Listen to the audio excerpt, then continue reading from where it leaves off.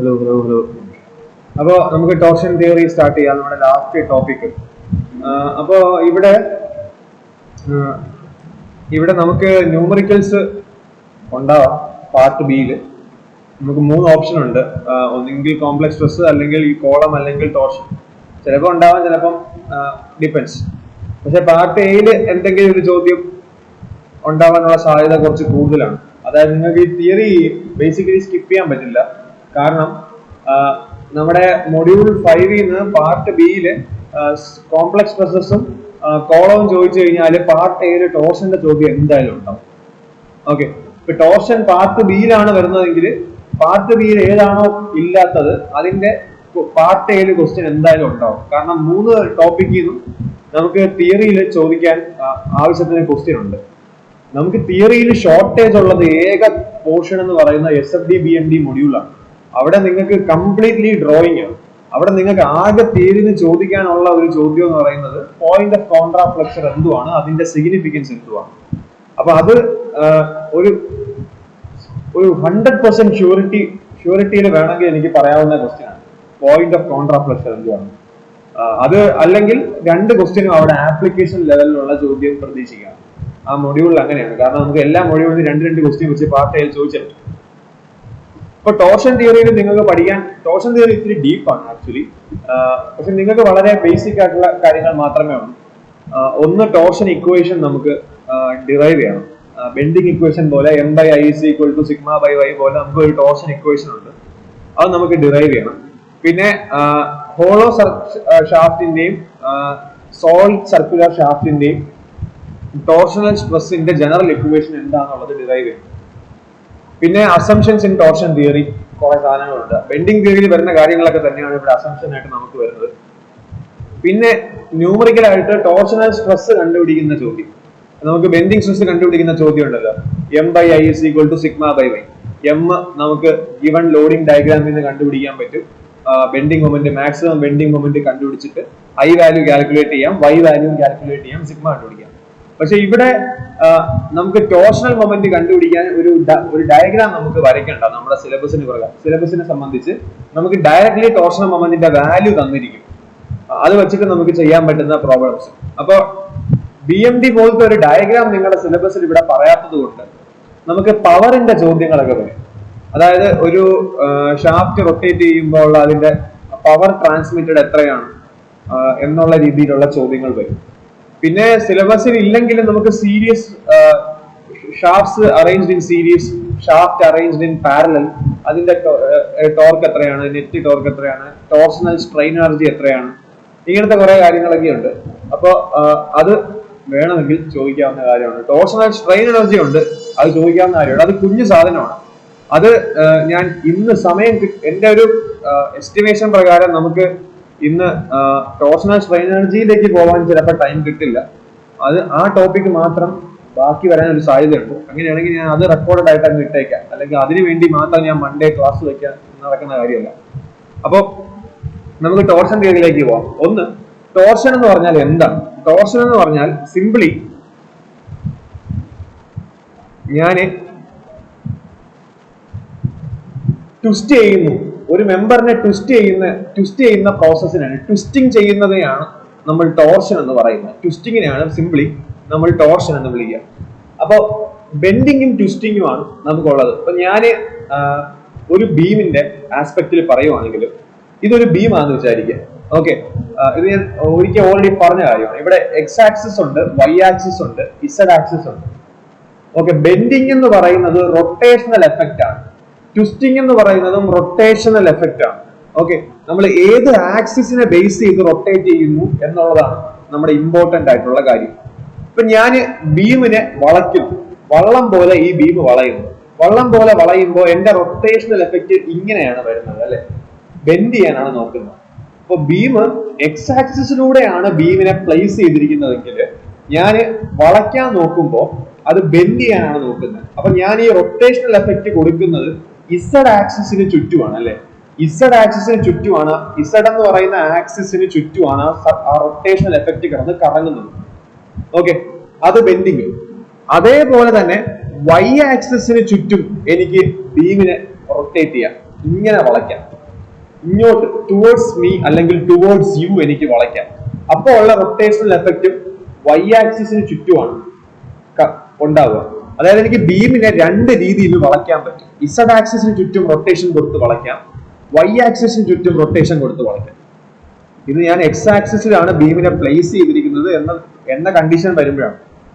ഇങ്ങനെയാണ് ബീമിനെ പ്ലേസ് ചെയ്തിരിക്കുന്നതെങ്കിൽ ഇങ്ങനെയല്ല എക്സ്പ്ലെയിൻ ചെയ്യാൻ പറ്റുക. ഇനി എക്സ് ആക്സിസിന് ഇസഡ് ആക്സിസിന് ചുറ്റും എനിക്ക് റൊട്ടേഷണൽ എഫക്റ്റ് കൊണ്ടുവരാം, വൈ ആക്സിസിന് ചുറ്റും എനിക്ക് റൊട്ടേഷണൽ എഫക്റ്റ് കൊണ്ടുവരാം. പക്ഷേ എക്സ് ആക്സിസിന് ചുറ്റും അങ്ങനെയാണെങ്കിൽ എനിക്ക് റൊട്ടേഷണൽ എഫക്റ്റ് കൊണ്ടുവന്നൂടെ? എക്സ് ആക്സിന് ചുറ്റും റൊട്ടേഷണൽ എഫക്റ്റ് കൊണ്ടുവരാന്ന് പറഞ്ഞാൽ ട്വിസ്റ്റ് ചെയ്യുക, മെമ്പറിനെ തിരിക്കുക, തുണി പിഴിയുന്നത് പോലെ ഞാൻ ആ മെമ്പറിനെ കറക്കി എടുക്കുവാണ്. എക്സ് ആക്സിസിന് ചുറ്റും കൊണ്ടുവരിക എന്ന് പറയുന്നത്.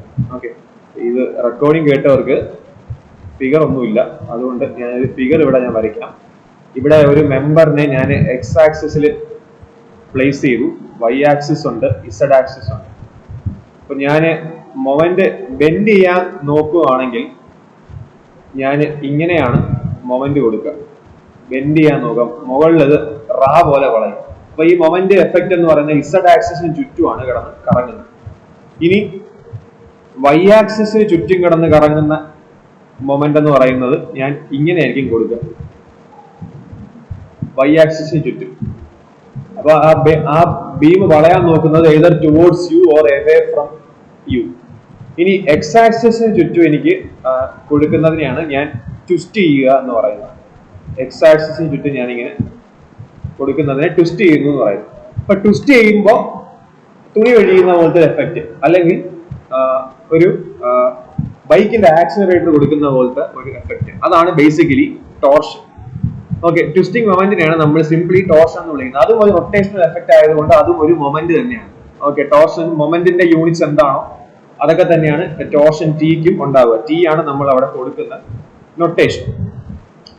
ഇനി ഈ ടോർഷൻ തിയറി നമുക്ക് കുറച്ച് ബെൻഡിങ് തിയറി പോലെ നമുക്ക് കുറച്ച് അസംഷൻസ് ഇവിടെയും ഉണ്ട്. ആദ്യം നമുക്ക് ആ അസംഷൻസിലേക്ക് നോക്കാം. അപ്പൊ ആദ്യം ഒരു ഹെഡിങ് കൊടുക്കാവോ? Assumptions in torsion theory. Assumptions in torsion theory.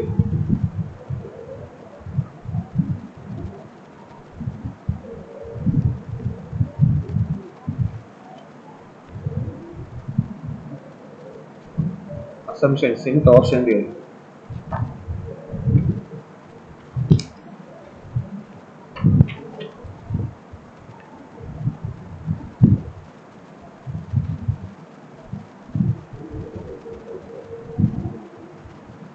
First assumption, material of shaft is uniform throughout. Material of the shaft is uniform throughout.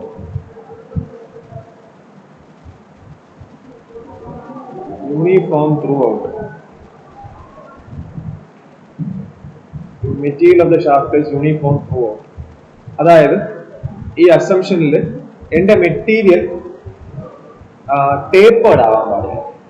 Tapered ആയി ഉള്ള, അതായത് ഈ രീതിയിലുള്ള ഒരു സിലിണ്ടറിക്കൽ സ്പെസിമെൻ അലൗഡ് അല്ല. യൂണിഫോം ആയിരിക്കണം. ഓക്കെ, യൂണിഫോം ആയിരിക്കണം എന്റെ മെറ്റീരിയൽ. അതാണ് ഫസ്റ്റ് അസംഷൻ കൊണ്ട് ഒരു ടേപ്പേർഡ് ആയിട്ടുള്ള ഒരു കോൺഫിഗറേഷൻ ഉള്ള സിറ്റുവേഷൻ വന്നു കഴിഞ്ഞാൽ എനിക്കിത് അപ്ലൈ ചെയ്യാൻ പറ്റില്ല. എനിക്ക് വേണമെങ്കിൽ ഈ തിയറിയിൽ എനിക്ക് ഒരു സർട്ടേൺ ഡയാമീറ്റർ ഉള്ള ഒരു ഷാഫ്റ്റ്, അത് കഴിഞ്ഞിട്ട് വേറൊരു ഡയാമീറ്റർ ഉള്ള ഒരു ഷാഫ്റ്റ്, അത് കഴിഞ്ഞ് തിന്നർ ഡയാമീറ്റർ ഉള്ള ഷാഫ്റ്റ്, ഇങ്ങനെയൊക്കെ എനിക്ക് വേണമെങ്കിൽ വെക്കാം. ഇതെല്ലാം യൂണിഫോം ആണ്. ഇത് യൂണിഫോം ആണ്, ഇത് യൂണിഫോം ആണ്, യൂണിഫോം ആണ്. ഇതിന്റെ ഇടയിൽ ഒരു വേരിയേഷൻ വരുന്നില്ല. അതാണ് material is assumed to be uniform throughout എന്ന് പറഞ്ഞ് അസംഷൻ കൊണ്ട് ഉദ്ദേശിക്കുന്നത്.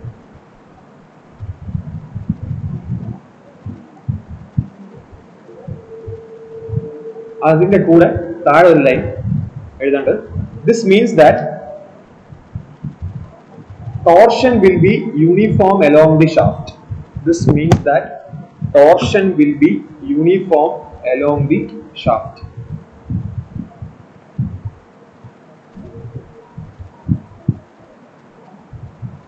അതായത് നമ്മുടെ ഒരു ഷാഫ്റ്റ് എനിക്ക് ഉണ്ടെങ്കിൽ ആ ഷാഫ്റ്റിന്റെ ഈ ഒരു എൻഡ് തൊട്ട് മറ്റേ എൻഡ് വരെ ഒരേ ടോർഷൻ ആയിരിക്കും. ഓക്കെ, നമ്മൾ ഈ അസംഷൻ നമ്മൾ ബെൻഡിങ്ങിൽ എടുക്കുന്നില്ല. ബെൻഡിങ്ങിൽ നമുക്ക് ഒരു എൻഡ് തൊട്ട് മറ്റേ എൻഡ് വരെ മൊമെന്റ്സ് മാറിക്കൊണ്ടിരിക്കാം. ബെൻഡിങ് മൊമെന്റ്സ് മാറിക്കൊണ്ടിരിക്കാം. മാക്സിമം മൊമെന്റ് എവിടെയാണെന്ന് നമ്മൾ നോക്കിയിട്ടാണ് നമ്മൾ ബെൻഡിങ് ഇക്വേഷൻ അപ്ലൈ ചെയ്യുന്നത്. സിമ്പിൾ ബെൻഡിങ് തിയറി പ്രകാരം കോൺസ്റ്റന്റ് ബെൻഡിങ് മൊമെന്റ് ആണ്. സിമ്പിൾ ബെൻഡിങ് തിയറിയിലെ ലോഡിംഗ് കണ്ടീഷൻ പ്രകാരമുള്ള ബെൻഡിങ് മൊമെന്റ് നോക്കിക്കഴിഞ്ഞാൽ അത് കോൺസ്റ്റന്റ് ആണ്. പക്ഷെ നമുക്ക് ഷിയർ എന്ന് പറയുന്നത് നെഗ്ലിജിബിൾ ആയതുകൊണ്ട് സിമ്പിൾ ബെൻഡിങ് അല്ലാത്ത കണ്ടീഷനിൽ നമ്മൾ ബെൻഡിങ് ഇക്വേഷൻ യൂസ് ചെയ്യും. അപ്പൊ അവിടെ യൂണിഫോം ആയിട്ടുള്ള ബെൻഡിങ് മൊമെന്റ് അല്ല ബീമിലുള്ളത്. അതുകൊണ്ടാണ് നമ്മൾ BMD വരച്ചിട്ട് M വാല്യൂ കണ്ടുപിടിക്കുന്നത്. അപ്പൊ ഇവിടെ ഒറ്റ ടിയേ ഉള്ളൂ.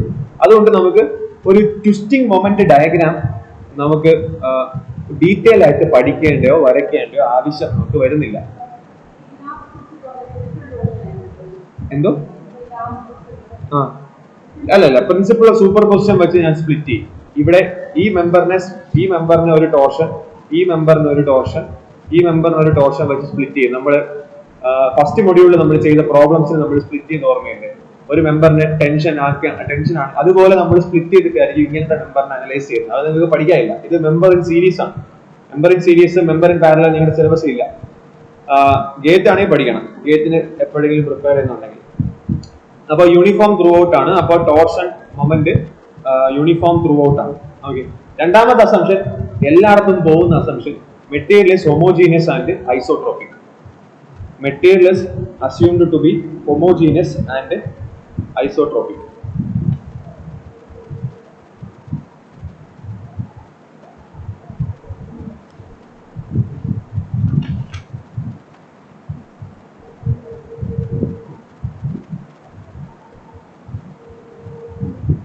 Material is assumed to be homogeneous and isotropic. ഇത് എല്ലായിടത്തും പോകുന്ന അസംഷൻ ആണ്. സിമ്പിൾ ബെൻഡിങ് തിയറിയിലും പോകുന്നതാണ്, യൂളർ തിയറിയിലും പോകുന്നതാണ്, സ്ട്രെങ്ത് ഓഫ് മെറ്റീരിയൽസിന്റെ ജനറൽ തിയറിയിലും വരുന്ന അസംഷൻ ആണ്.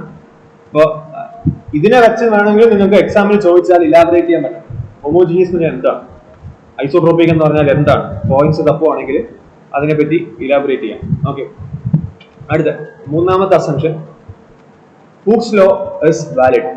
Hooke's law is valid.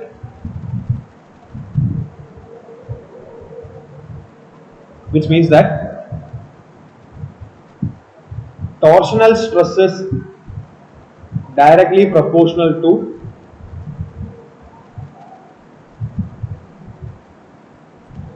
torsional strain. Torsional stress is directly proportional to torsional strain within proportionality limit. Within proportionality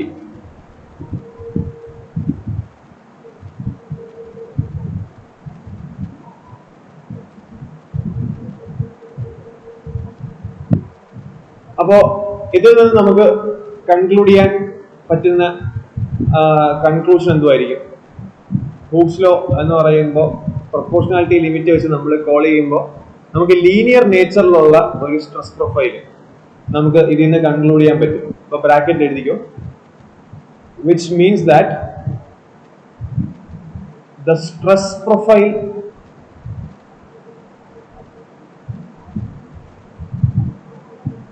and strain profile, which means that the stress profile and strain profile varies linearly across the cross section. Varies linearly across the cross section. അപ്പോൾ നമ്മുടെ linear variation വരുന്നത് ബെൻഡിങ്ങിലും linear variation ആണ്. Extreme ഫൈബറിൽ maximum, neutral ആക്സിസിൽ 0. Shear stress ആണ് നമുക്ക് parabolic ആയിട്ടുള്ള variation വരുന്നത്. Extreme ഫൈബറിൽ 0, neutral axis അല്ലെങ്കിൽ ചിലപ്പോൾ എല്ലാ കേസിലും വരുന്നില്ല, റെക്ടാംഗിൾ ആണെങ്കിൽ ന്യൂട്രൽ ആക്സിസ് തന്നെ മാക്സിമം വരും. ഓക്കെ, അടുത്ത ഇപ്പൊ എത്രാമത്തെ അസംഷൻ പറയാൻ പോകുന്നത്? 4 പറഞ്ഞു അല്ലെ? 3 പറഞ്ഞു. 4ാമത്തെ അസംഷൻ, transverse section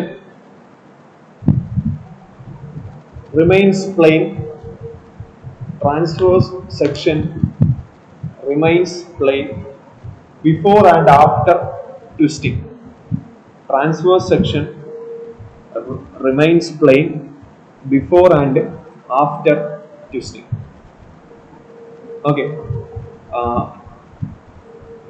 ഈ അസംഷൻ കൊണ്ട് ഉദ്ദേശിക്കുന്നത് ആക്ച്വലി ഞാൻ മെമ്പറിനെ ട്വിസ്റ്റ് ചെയ്ത് കഴിഞ്ഞാൽ മെമ്പറിന്റെ ഒരു ട്രാൻസ്വേഴ്സ് പ്ലെയിൻ എടുക്കാം. ഒരു ട്രാൻസ്വേഴ്സ് പ്ലെയിൻ എന്ന് പറയുമ്പോൾ ഫോർ എക്സാമ്പിൾ ഞാനിപ്പോ ഇവിടെ വരയ്ക്കാം. ഇപ്പോൾ ഒരു സിലിണ്ടറിക്കൽ ആയിട്ടുള്ള ഒരു മെമ്പർ ഞാൻ ഇവിടെ വരയ്ക്കുന്നു. ഓക്കെ, ഇവിടെ ഞാൻ ഒരു ക്യൂബോയിഡൽ ആയിട്ടുള്ള ഒരു മെമ്പർ വരയ്ക്കുവാണ്, ബീം പോലത്തെ ഒരു മെമ്പർ. ഓക്കെ, ഞാൻ രണ്ടിടത്തും ഓരോ ട്രാൻസ്വേഴ്സ് പ്ലെയിൻ ഞാൻ ഇവിടെ മാർക്ക് ചെയ്തു. ഇവിടെ എനിക്കൊരു സർക്കുലർ ആയിട്ടുള്ള ഒരു ട്രാൻസ്വേഴ്സ് പ്ലെയിൻ ആയിരിക്കുമല്ലോ ഉണ്ടാവുന്നത്. കുറെ സർക്കുലർ എലിമെന്റ്സ് ഇങ്ങനെ ചേർത്ത് വെച്ചിരിക്കുന്ന ഒരു സിലിണ്ടർ. ഇവിടെ എനിക്കെന്ന് പറയുമ്പോൾ ഒരു റെക്ടാങ്കുലർ ആയിട്ടുള്ള ഒരു ട്രാൻസ്വേഴ്സ് പ്ലെയിൻ ആയിരിക്കും എനിക്ക് ഇവിടെ ഉണ്ടാവാൻ പോകുന്നത്. അപ്പൊ ഞാൻ ഒരു ട്വിസ്റ്റിംഗ് മൊമെന്റ് ഞാൻ ഇവിടെ കൊടുക്കുവാണ്. രണ്ട് കേസിൽ ഞാനൊരു ട്വിസ്റ്റ് കൊടുക്കുവാണ്. ഓക്കെ, ഞാനിവിടെ ട്വിസ്റ്റ് കൊടുക്കുമ്പോൾ transverse plane remains plane before and after bending എന്ന് പറഞ്ഞാൽ എന്റെ മെമ്പറിന്റെ ഷേപ്പിന്, എന്റെ ആ ഒരു എലിമെന്റിന്റെ ഷേപ്പിന് ഡിസ്ട്രോഷൻ ഒന്നും വരുന്നില്ല. ഷേപ്പ് അതുപോലെ പ്രിസർവ് ചെയ്യപ്പെടുവാണ്. ഇപ്പൊ നമ്മൾ യഥാർത്ഥത്തിൽ ഇപ്പോ നമുക്ക് ഒരു തുണി പിഴിയുന്ന സങ്കല്പിച്ചു കഴിഞ്ഞാല് ഞാൻ വൺസ് പിഴിഞ്ഞു കഴിയുമ്പോൾ ഒരു സ്പൈറൽ നേച്ചറിൽ ആ തുണി മാറും. പ്രോബ്ലി നിങ്ങൾ ശ്രദ്ധിച്ചിട്ടുണ്ടാവും. അപ്പൊ അതെന്ന് പറയുന്നത് എന്റെ മെമ്പറിന് ഡിസ്ട്രോഷൻ സംഭവിക്കുന്നതുകൊണ്ടാണ്. ഓരോ എലിമെന്റും ആ സർക്കുലർ ഷേപ്പ് പ്രിസർവ് ചെയ്യാതെ അതൊന്ന് വളഞ്ഞു. അതുകൊണ്ടാണ് തുണി ഇങ്ങനെ നിങ്ങൾ ഇങ്ങനെ വെച്ചിട്ട് പിഴിയുമ്പോൾ ആ തുണിയിൽ ഒരു സ്പൈറൽ നേച്ചർ വരുന്നത്. പക്ഷെ നമ്മൾ അത് ഇവിടെ കൺസിഡർ ചെയ്യുന്നില്ല. നമ്മൾ ആ സ്പൈറൽ ബിഹേവിയർ നമ്മൾ ഇവിടെ കൺസിഡർ ചെയ്യുന്നില്ല.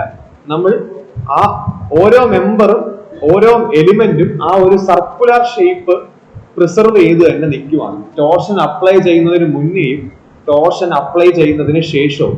ഓക്കെ, അപ്പൊ അസംഷൻ എഴുതിയിട്ട് അടുത്ത ലൈനായിട്ട് എഴുതിക്കോ. Which means that the radius of the member, which means that the radius of the member remains constant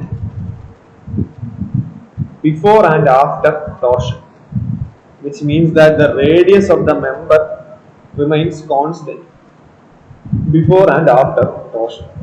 Okay, ഞാനിവിടെ റേഡിയസ് എന്ന വാക്ക് ഉപയോഗിച്ചു. അതായത് ഞാൻ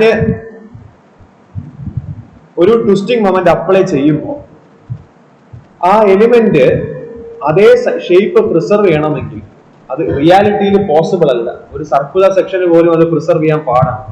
ഒരു സ്ലൈറ്റസ്റ്റ് ചാൻസ് എങ്കിലും ഉണ്ടെങ്കിൽ അത് സർക്കുലർ സെക്ഷനാണ്. അപ്പൊ നമ്മളിപ്പോ ബൈക്കിന്റെ ആക്സിലറേറ്ററെ കൊടുക്കുമ്പോൾ ബേസിക്കലി ആ ഒരു സിലിണ്ടറിക്കൽ ഷേപ്പ് അതവിടെ പ്രിസർവ് ചെയ്ത് വെക്കുന്നുണ്ട്. ആ മെമ്പർ ഫുള്ളായിട്ട് കിടന്ന് കറങ്ങുവാണ്. അപ്പൊ ഞാനിപ്പോ ഒരു ക്യൂബോയിഡൽ സെക്ഷന് താഴെ കൊടുത്തിരിക്കുന്ന പോലത്തെ ഒരു ക്യൂബോയിഡൽ സെക്ഷനെ ഞാൻ ട്വിസ്റ്റ് ചെയ്യാൻ നോക്കിയിരുന്നെങ്കിൽ അത് ഒരുമാതിരി വൃത്തികെട്ട രീതിയിൽ അത് വളഞ്ഞു പോയാണ്.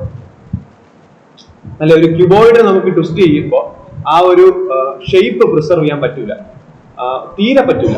ഒരു ക്യൂബോയിഡ് എലിമെന്റിനെ ഒരു സ്പോഞ്ച് എടുത്തിട്ട് നിങ്ങൾ ട്വിസ്റ്റ് ചെയ്ത് നോക്കിയാൽ മതി, അതിന്റെ റെക്ടാങ്കുലർ ഷേപ്പ് കംപ്ലീറ്റ് ആയിട്ട് ഡിസ്മാൻഡിൽ ആയിട്ടുണ്ടാവും. പക്ഷെ ഒരു സിലിണ്ടർ എടുത്തിട്ട് നിങ്ങൾ ട്വിസ്റ്റ് ചെയ്യാൻ നോക്കിക്കഴിഞ്ഞാൽ ട്വിസ്റ്റ് ആവുന്ന സിലിണ്ടർ ആണെങ്കിലും ഒരു പരിധി വരെ അതൊരു റിജിഡ് ആയിട്ടുള്ള ഒരു മെമ്പർ ആണെങ്കിൽ ആ ഒരു സർക്കുലർ ഷേപ്പ് പ്രിസർവ് ചെയ്യപ്പെടും. അപ്പൊ ഇതിൽ നിന്നുള്ള കൺക്ലൂഷൻ റേഡിയസ് റിമൈൻസ് കോൺസ്റ്റന്റ് എന്ന് മാത്രമല്ല, അത് കഴിഞ്ഞിട്ട് നിങ്ങൾ എഴുതേണ്ട point the theory is only applicable to circular members. The theory is only applicable to circular members or members with circular cross section or members with the circular cross section. Okay, അപ്പോ circular members ആയിരിക്കണം ഇവിടെ torsion theory നമുക്ക് apply ചെയ്യാൻ. അപ്പൊ അടുത്ത ഒരു point ആയിട്ട് എഴുതണേ, non circular member when subjected to torsion, non circular member when subjected to torsion undergoes warping. Non-circular members when subjected to torsion undergoes warping, WARPING, rather than twisting. Non-circular members when subjected to torsion undergoes warping rather than twisting. Okay, ഇപ്പോൾ വാർപ്പിങ്ങിന് ഒരു separate theory തന്നെയുണ്ട്. Owners എമോസ് എടുത്തിട്ടുള്ളവർ അതിനകത്ത് പഠിക്കും വാർപ്പിങ്ങിന്റെ കാര്യം. നമ്മുടെ സിലബസിൽ വരുന്ന കാര്യമല്ല. വാർപ്പിംഗ് എഫ് എ മെമ്പർ, നമുക്ക് ട്വിസ്റ്റിംഗ് ആണ് നമുക്ക് പഠിക്കേണ്ടത്. ഓക്കെ, ഇത്രയേ ഉള്ളൂ നമ്മുടെ അസംഷൻസ്. അപ്പോൾ ഇനി അടുത്ത ഒരു ഹെഡിങ് എന്ന് പറയുന്നത് ലിമിറ്റേഷൻസ് ഓഫ് ടോർഷൻ തിയറി. അടുത്ത heading limitations of torsion theory.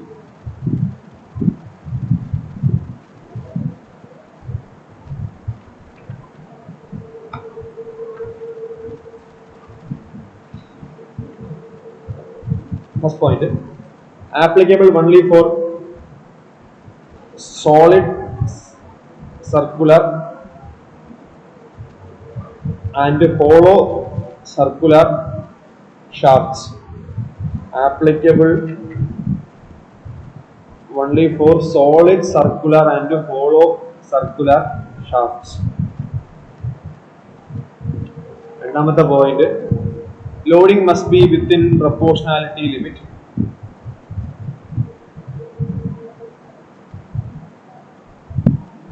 Loading must be within proportionality limit. അതൊരു ഡ്രോബാക്ക് തന്നെയാണ്. അതെ, നമ്മുടെ എല്ലാത്തിനും ഉള്ള ഒരു ഡ്രോബാക്ക് ആണ് ലോഡിങ്. എല്ലാ മെറ്റീരിയലിനും പ്രൊപ്പോർഷണാലിറ്റി ലിമിറ്റ് കഴിഞ്ഞ ഒരു ബിഹേവിയർ ഉണ്ട്. അതിലേക്കൊന്നും നമ്മുടെ ഒരു തിയറിയും പോകുന്നില്ല. അത് തിയറി നിങ്ങൾ എംടെക് പഠിക്കുമ്പോൾ അതിലേക്കൊക്കെ പോകുന്ന വെച്ചാൽ എംടെക്കിലൊന്നും പോകത്തൊന്നുമില്ല. അതെല്ലാം നോൺ ലീനിയർ ആണ്. നോൺ ലീനിയർ അനാലിസിസ് ഒന്നും നമുക്ക് മാനുവലി നമുക്ക് ചെയ്യാൻ പറ്റുന്നതിന് ഒരു പരിധിയുണ്ട്. കാരണം ഓരോ ഇൻസ്റ്റന്റിലും നമ്മുടെ എല്ലാ പാരാമീറ്റേഴ്സും മാറിക്കൊണ്ടിരിക്കും. അപ്പൊ മാനുവലി നമുക്ക് എക്സാം പോയിന്റ് ഓഫ് വ്യൂവിൽ നോൺ ലീനിയർ അനാലിസിസ് ഒന്നും നമുക്കൊന്നും ചെയ്യാൻ പറ്റില്ല. ഒരു ലിമിറ്റേഷൻ ഉണ്ട്. പിന്നെ എല്ലാം കമ്പ്യൂട്ടറിന്റെ കയ്യില.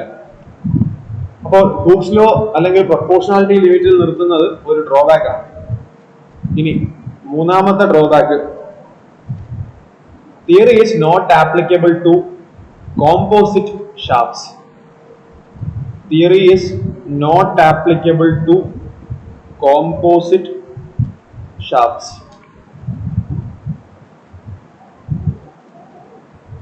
എന്തുവാണ് കോമ്പോസിറ്റ് ഷാഫ്റ്റ്സ്? അതായത് ഷാഫ്റ്റിന്റെ മെറ്റീരിയൽസ് ഇടയ്ക്കിടയ്ക്ക് മാറിക്കൊണ്ടിരിക്കുന്ന രീതിയിൽ. ഇപ്പൊ ഒരു യൂണിഫോം ആയിട്ടുള്ള ഷാഫ്റ്റ് തന്നെ, പക്ഷെ മുകളിൽ അലൂമിനിയത്തിന്റെയും താഴത്തെ സ്റ്റീലും ആ രീതിയിൽ വരുന്ന അങ്ങനത്തെ രീതിയിൽ നമ്മൾ കോമ്പോസിറ്റ് മെമ്പേഴ്സിന്റെ ടെമ്പറേച്ചറിന്റെ കാര്യങ്ങൾ പഠിച്ചല്ലോ. അപ്പൊ കോമ്പോസിറ്റ് ആയിട്ടുള്ള ഷാഫ്റ്റ്സിന് ഈ തിയറി അപ്ലൈ ചെയ്യാൻ പറ്റില്ല. ഓക്കെ, അടുത്ത last point, theory is only applicable when the loading is gradual. Theory is only applicable when the loading is gradual.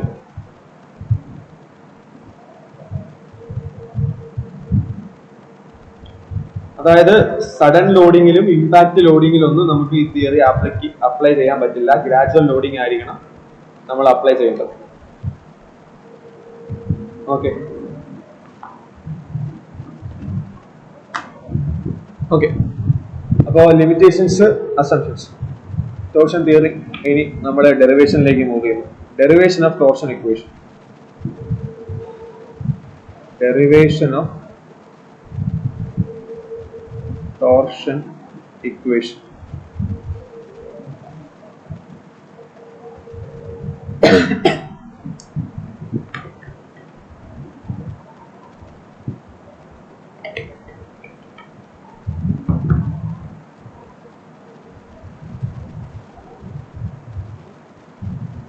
വരയ്ക്കുന്ന ഫിഗർ വെച്ചിട്ടാണ്.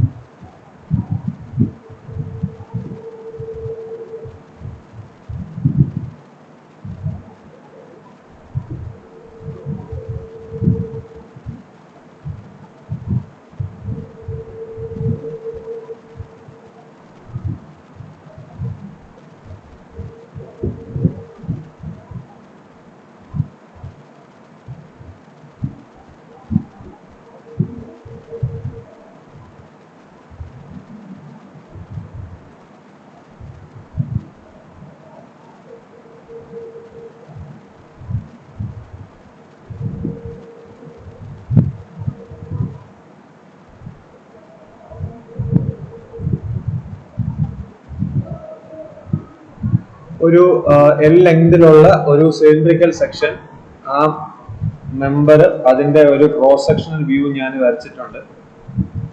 ആ മെമ്പറിൽ ഒരു ട്വിസ്റ്റിംഗ് മൊമെന്റ് ഞാൻ കൊടുത്തു. ട്വിസ്റ്റിംഗ് മൊമെന്റ് കൊടുക്കുമ്പോൾ ആ മെമ്പർ ചെറുതായിട്ടൊന്ന് ട്വിസ്റ്റ് ആയി എന്ന് പറയുമ്പോൾ ആ മെമ്പറിൽ ബി എന്ന് പറയുന്ന പോയിന്റ് ബി ഡാഷ് എന്ന് പറഞ്ഞ പോയിന്റിലേക്ക് നീങ്ങി. വരച്ച്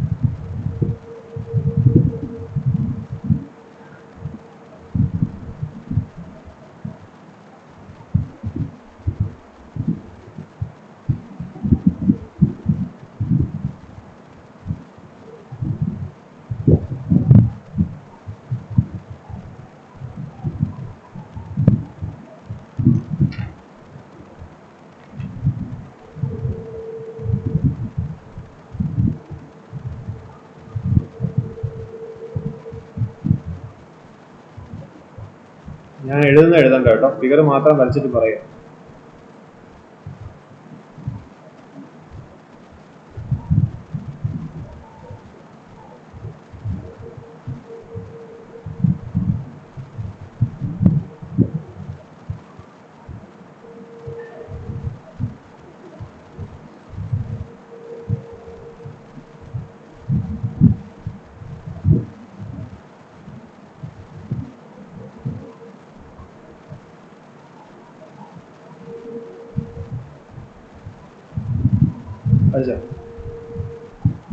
ഓക്കെ, അപ്പൊ നമ്മളിവിടെ എ ബി എന്ന് പറഞ്ഞിട്ടുള്ള ഒരു ഷാഫ്റ്റ് ഉണ്ട്. ആ ഷാഫ്റ്റിന്റെ ലെങ്ത് L ആണ്. എ ബി എന്ന് പറഞ്ഞ ഷാഫ്റ്റിന്റെ ഒരു എൻഡ് ഫിക്സ്ഡ് ആണ്, മറ്റേ എൻഡ് ഞാൻ ഫ്രീ ആയിട്ട് വെച്ചിരിക്കുകയാണ്. അപ്പൊ ഒരു എൻഡ് ഫിക്സ്ഡും മറ്റേ എൻഡ് ഫ്രീ ആയിട്ട് വെച്ചിരിക്കുമ്പോൾ ഞാൻ ട്വിസ്റ്റ് ചെയ്യുമ്പോൾ ആ മെമ്പർ ആക്സിലറേറ്റർ കിടന്ന് കറങ്ങുന്ന പോലെ ഇറങ്ങില്ല. അപ്പുറത്തെ എൻഡ് റെസിസ്റ്റ് ചെയ്യാൻ നോക്കും, ഇപ്പുറത്തെ എൻഡ് ഓഫർ ചെയ്യാൻ നോക്കും ഒരു ഡിസ്പ്ലേസ്മെന്റ്. അപ്പൊ ആ മെമ്പർ ഒരു certain degree shear strain exhibit ചെയ്യും. അതായത് ബി എന്ന് പറയുന്ന പോയിന്റ് ബി ഡാഷ് എന്ന് പറഞ്ഞ പോയിന്റിലേക്ക് ഡിസ്പ്ലേസ്ഡ് ആയി ചെറുതായിട്ടൊന്ന് ട്വിസ്റ്റ് ചെയ്യും. അപ്പൊ അതിൽ നിന്ന് ഞാൻ ഒരു ട്രയാങ്കിൾ അവിടെ എ ബി ബി ഡാഷ് എന്ന് പറഞ്ഞിട്ടുള്ള ഒരു ട്രയാങ്കിൾ ഞാൻ അവിടെ ഡെവലപ്പ് ചെയ്തു. അതുപോലെ ക്രോസ് സെക്ഷനിലും ഞാൻ അവിടെ ഒ ബി ബി ഡാഷ് എന്ന് പറഞ്ഞിട്ടുള്ള ഒരു സെക്ടർ ഞാൻ അവിടെ കാണിച്ചു. ഓക്കെ, അപ്പോ ഇനി ഡിസ്ക്രിപ്റ്റീവ് ആയിട്ട് എഴുതിക്കോ.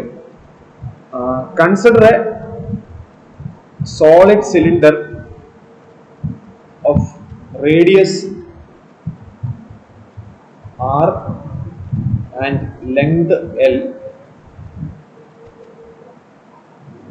Consider a solid cylinder of radius R and length L, fixed at one end and free at the other.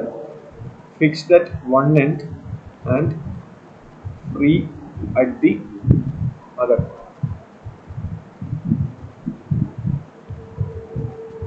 A torsional moment of magnitude T, a torsional moment of magnitude T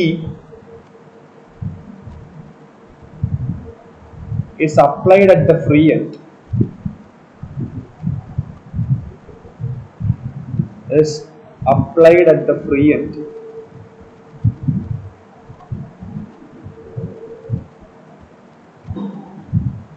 And the cylinder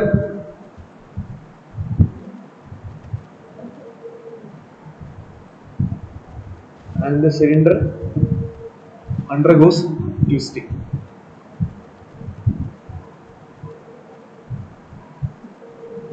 Cylinder undergoes twisting. അടുത്ത line, the fixed end tries to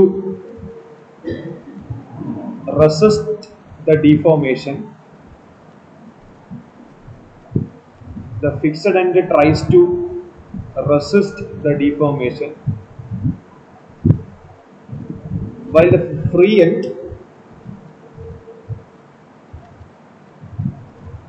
undergoes a certain deformation. While the free end undergoes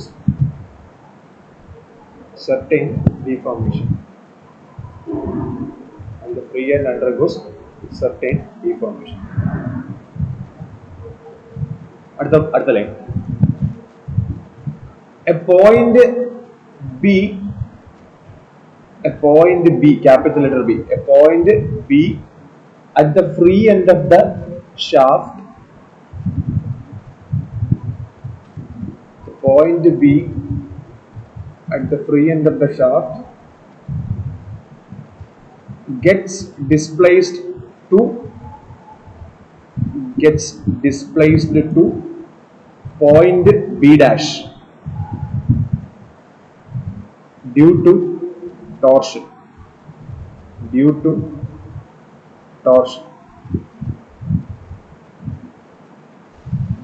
Let phi be the shear strain. Let phi be the shear strain developed.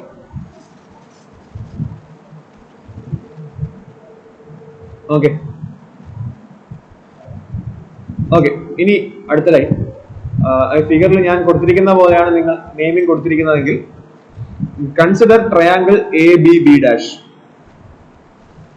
B dash എന്ന് പറയുന്നത് exactly ഒരു line അല്ല, പക്ഷെ നമ്മൾ ലൈനായിട്ട് consider ചെയ്യുവാണ്. Consider triangle A B B dash. Shear strain phi is equal to BB dash by AB. ഇനി ഞാൻ ബോഡി എഴുതിയിരിക്കുന്നു. Shear strain phi is equal to BB dash by AB.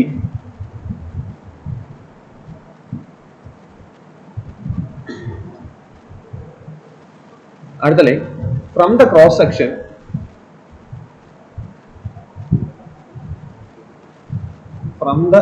section BB dash equal to R theta. BB dash equal to R theta. തീറ്റ എന്താണെന്ന് മനസ്സിലായല്ലോ. തീറ്റയും ഫൈയും ഒരിക്കലും same ആയിരിക്കില്ല, അത് പ്രത്യേകം ശ്രദ്ധിക്കണം. തീറ്റ ക്രോസ് സെക്ഷനിലുള്ള ആ ബിയുടെ ഡീഫോർമേഷൻ ആണ്. ഫൈ എന്ന് പറയുന്നത് ലോഞ്ചിറ്റ്യൂഡൽ സെക്ഷനിലുള്ള ആ ഒരു ഷിയർ സ്ട്രെയിൻ ആണ്. ഷിയർ സ്ട്രെയിൻ എന്ന് പറഞ്ഞാൽ change in dimension to original dimension. Okay, തീറ്റയും ഫൈയും വ്യത്യാസമുണ്ട്, അത് രണ്ടും സെയിം അല്ല. ഡെറിവേഷനിൽ പ്രത്യേകം ശ്രദ്ധിക്കേണ്ട ഒരു കാര്യമാണ്. തീറ്റ ആ ഒരു സെക്ടർ അവിടെ മേക്ക് ചെയ്യുന്ന ആംഗിൾ, ബി ഡാഷ് സെന്ററുമായിട്ട് മേക്ക് ചെയ്യുന്ന ആംഗിൾ, അത്രേ ഉള്ളൂ തീറ്റ. ഓക്കെ, ഫൈ വേറെയാണ്. ഫൈ എന്ന് പറയുന്നത് ഷിയർ സ്ട്രെയിൻ ആണ്. ഓക്കെ, അപ്പൊ അത് കഴിഞ്ഞിട്ട് ഞാൻ ഈ എഴുതിക്കുന്ന കംപ്ലീറ്റ് സ്റ്റേറ്റ്മെന്റ് എഴുതാവോ? Phi is equal to R theta into L, R theta by L. B dash എന്ന് പറയുന്നത് ആർ തീറ്റ, എ ബി എന്ന് പറയുന്നത് എല്. അപ്പൊ phi is equal to R theta by L, എന്റെ ഇക്വേഷൻ നമ്പർ 1. പിന്നെ Hooke's ലോയിൽ നിന്ന് എനിക്കറിയാം shear stress is directly proportional to shear strain. ആ പ്രൊപ്പോർഷണാലിറ്റിനെ റീപ്ലേസ് ചെയ്യുന്ന കോൺസ്റ്റന്റ് ആണ് മോഡുലസ് ഓഫ് റിജിഡിറ്റി അല്ലെങ്കിൽ ഷിയർ മോഡുലസ്. അത് ഞാൻ യൂസ് ചെയ്തിട്ട് ഞാൻ അറേഞ്ച് ചെയ്ത് ഒരു tau by R is equal to G theta by L എന്ന് പറഞ്ഞിട്ടുള്ള ഒരു റിലേഷനിലേക്ക് ഞാൻ വന്നു.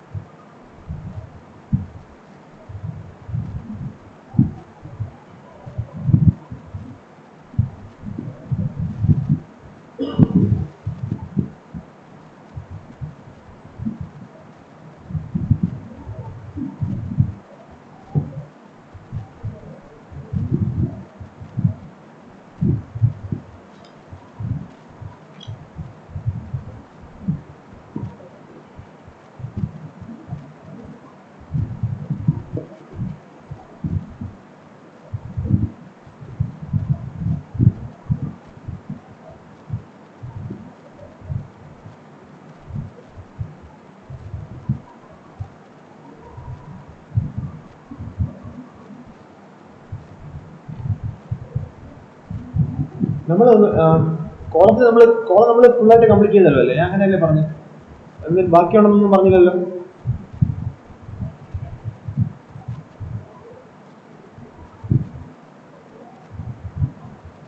നിങ്ങളുടെ 3 സെഷനിൽ എത്രയുണ്ട്? 48. നിങ്ങൾ 3 എസ് മേടിക്കുമല്ലോ. ശ്രമിക്കും. Okay, tau by R is equal to G theta by L. അപ്പൊ ഇതിൽ നിന്ന് എനിക്ക് എന്തെങ്കിലും ഒരു കൺക്ലൂഷൻ എടുക്കാൻ പറ്റുമോ? നിങ്ങൾക്ക് എന്തെങ്കിലും ഒരു ആ റിലേഷനിൽ നിന്ന് ഞാൻ ആ tau by G is equal to R theta by L എന്ന് എഴുതാതെ ഞാൻ tau by R is equal to G theta by L എന്ന് എഴുതിയിട്ട് ഞാൻ ബോക്സ് ചെയ്യും, ചെറുതായിട്ടൊന്ന് റീഅറേഞ്ച് ചെയ്യും. അത് ഒരു കൺക്ലൂഷൻ, ആ ഒരു ഇക്വേഷൻ നമ്പർ 3 എനിക്കൊരു കൺക്ലൂഷൻ എടുക്കാൻ വേണ്ടിയിട്ടാണ് ഞാൻ അങ്ങനെ ചെയ്തത്. നിങ്ങൾക്ക് തോന്നിയിട്ട് എന്തെങ്കിലും ഒരു കൺക്ലൂഷൻ എടുക്കാൻ പറ്റുന്നുണ്ടോ? എന്തെങ്കിലും ഒരു കൺക്ലൂഷൻ എടുക്കാൻ പറ്റുന്നു? പാടാണ് കൺക്ലൂഷൻ തോന്നാനായിട്ട്, എന്നാലും ചോദിക്കുക. എന്നാലും എന്തെങ്കിലും ഒരു കൺക്ലൂഷൻ എടുക്കാൻ പറ്റുന്നു?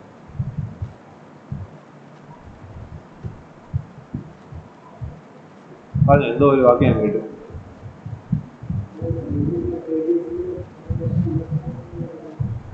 റേഡിയസ്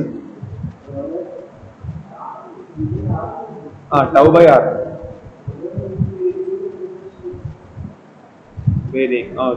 ഞാൻ പറയാം. ഒരു given member for a given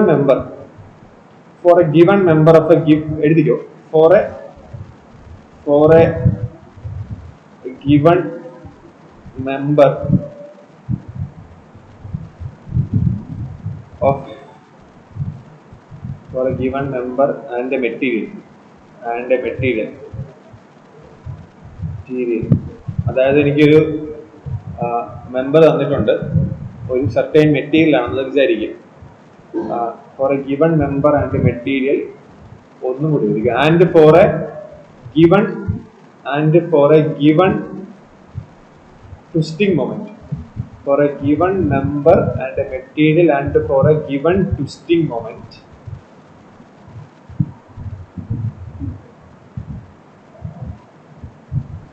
G equal to constant. G ഒരു കോൺസ്റ്റന്റ് ആയിരിക്കും അല്ലെ? അതൊരു മെറ്റീരിയൽ പ്രോപ്പർട്ടി അല്ല. മോഡുലസ് ഓഫ് റിജിഡിറ്റി എന്ന് പറയുന്ന സാധനം കോൺസ്റ്റന്റ് ആയിരിക്കും. അലൂമിനിയത്തിനാണെങ്കിൽ ഒരു വാല്യൂ, സ്റ്റീലിനാണെങ്കിൽ ഒരു വാല്യൂ, റബ്ബറിനാണെങ്കിൽ ഒരു വാല്യൂ, ടിമ്പറിനാണെങ്കിൽ ഒരു വാല്യൂ. മെമ്പർ ഗിവൺ ആണ്, മെമ്പറിന്റെ ലെങ്തും മാറാൻ പോകുന്നില്ല. ജി കോൺസ്റ്റന്റ് ആണ്. ജി പോലെ തന്നെ എനിക്ക് എല്ലും കോൺസ്റ്റന്റ് ആണ്. മെമ്പറിന്റെ ലെങ്തും ഇടയിൽ വെച്ച് മാറാനൊന്നും പോകുന്നില്ല. ഒരു ഗിവൺ ട്വിസ്റ്റിംഗ് മൊമെന്റില് എനിക്ക് ബി ഡാഷ് എന്ന് പറഞ്ഞ ഒരു ഡിസ്പ്ലേസ്മെന്റ് സംഭവിക്കുമ്പോൾ ആ ഒരു പർട്ടിക്കുലർ ട്വിസ്റ്റിംഗ് മൊമെന്റ് ഫുൾ ബീമിന്റെ ഈ എൻഡ് തൊട്ട് ഈ എൻഡ് വരെ കോൺസ്റ്റന്റ് ആയിട്ട് എന്ന് കൺസിഡർ ചെയ്ത് കഴിഞ്ഞാൽ തീറ്റ എന്ന് പറയുന്നത് എല്ലാ എലിമെന്റിലും എനിക്ക് സെയിം ആയിരിക്കും അല്ലെ? തീറ്റ എന്ന് പറയുന്നതും കോൺസ്റ്റന്റ് ആയിട്ടുള്ള ഒരു വാല്യൂ ആയിരിക്കും. ഫൈ അല്ല, തീറ്റ എന്ന് പറയുന്ന ക്രോസ് സെക്ഷനിലൂടെയാണ് നോക്കേണ്ടത്. ബി എന്ന് പറയുന്ന ഇത് എന്റെ സിലിണ്ടർ, ബി എന്ന് പറയുന്ന പോയിന്റ് ഇങ്ങോട്ട് ഡിസ്പ്ലേ ആണ്. അപ്പൊ ഇവിടെ മേക്ക് ചെയ്യുന്ന ആംഗിൾ ആണ് തീറ്റ. ഞാൻ ഇവിടെ നിന്ന് നടുക്കുന്ന മുറിച്ച് ഒരു എലിമെന്റ് എടുത്താൽ അതേ ബി ഡിസ്പ്ലേസ്മെന്റ് അവിടെ ഫുള്ള് ആ ഡിസ്പ്ലേസ്മെന്റ് അങ്ങനെ എനിക്ക് പറയാം. അത് നമ്മുടെ അസംഷൻ. അതായത് ഓരോ മെറ്റീരിയലിന്റെ ആ മെറ്റീരിയലിന്റെ ആ ഒരു എന്താ പറയാ, ആ ഒരു സർക്കുലർ ഷേപ്പ് അതുപോലെ പ്രിസർവ് ചെയ്യുവാണ്. ഒരു നടുക്കുള്ള ഒരു എലിമെന്റ് അറ്റത്തുള്ള എലിമെന്റിന്റെ അത്രയും ഡിസ്പ്ലേസ്മെന്റ് വന്നില്ലെങ്കിൽ അല്ലെങ്കിൽ ആ ബി ഡാഷ് എന്ന് പറയുന്നത് ഞാൻ ഇവിടെ എടുക്കുവാണ്. ഫോർ എക്സാമ്പിൾ ഞാൻ ഇവിടെ എടുക്കുവാണ്. ഇവിടെ ഒരു എലിമെന്റ് എടുത്തിട്ട് ഞാൻ ബി ഡാഷ് എടുക്കുമ്പോൾ അവിടെയും എനിക്ക് ആ തീറ്റ തന്നെ സബ്സ്റ്റന്റ് ആയില്ലെങ്കിൽ ആ സ്പൈറൽ ബിഹേവിയർ വരും. ആ സ്പൈറൽ ബിഹേവിയർ വരാതിരിക്കണമെങ്കിൽ ഞാൻ ആ മെമ്പറിന്റെ എവിടെയെല്ലാം സെക്ഷൻ മുറിച്ച് നോക്കിയാലും ആ ബി ഡാഷ് എന്ന് പറഞ്ഞ ഡിസ്പ്ലേസ്മെന്റ് ഒരു തീറ്റ വാല്യൂ തന്നെ കാണിക്കണം. അതാണ് നമ്മുടെ അസംഷൻ. യഥാർത്ഥത്തിൽ അത് പോസിബിൾ അല്ല, അത് പ്രത്യേകം ശ്രദ്ധിച്ചോളാം. യഥാർത്ഥത്തിൽ നമ്മൾ ഒരു സിലിണ്ടർ നമ്മൾ ഇവിടെ തിരിച്ചു കഴിഞ്ഞാൽ സ്പൈറൽ ബിഹേവിയർ വരാനുള്ള സാധ്യത കൂടുതലാണ്. നമ്മളത് നെഗ്ലക്ട് ചെയ്യുവാണ്. അപ്പൊ ജി എന്ന് പറയുന്നത് കോൺസ്റ്റന്റ് ആണ്, എൽ എന്ന് പറയുന്നത് കോൺസ്റ്റന്റ് ആണ്, തീറ്റ എന്ന് പറയുന്നത് കോൺസ്റ്റന്റ് ആണ്. അപ്പോ tau by R equal to a constant എന്ന് എനിക്ക് പറഞ്ഞൂടെ? Tau by R is equal to a constant എന്ന് എനിക്ക് പറയാം. അപ്പൊ എനിക്ക് പറയാൻ പറ്റുന്ന കാര്യം tau is directly proportional to R. Small letter R ആണ് യൂസ് ചെയ്തത്, അപ്പൊ സ്മോൾ ലെറ്റർ ആർ ആണ് യൂസ് ചെയ്യാം. Tau is directly proportional to R. Okay, tau is directly proportional to R എന്നുള്ള ഒരു റിലേഷൻ എസ്റ്റാബ്ലിഷ്. അപ്പൊ എന്റെ മാക്സിമം ടോർഷണൽ ഷിയർ സ്ട്രെസ് ഉണ്ടാകുന്നത് എവിടെയായിരിക്കും?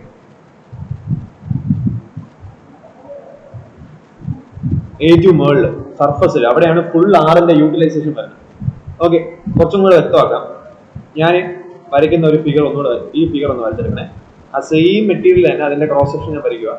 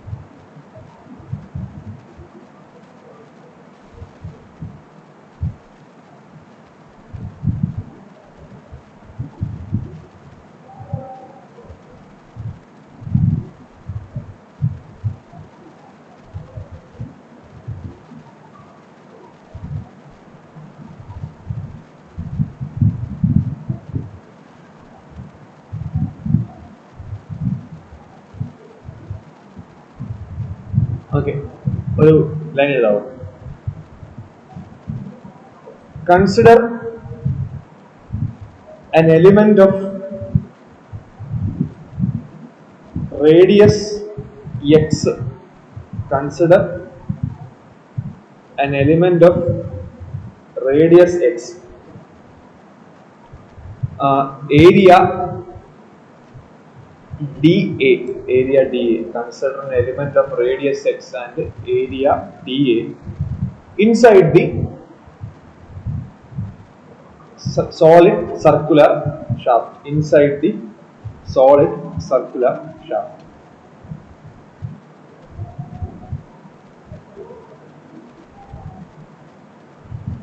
Let Q be the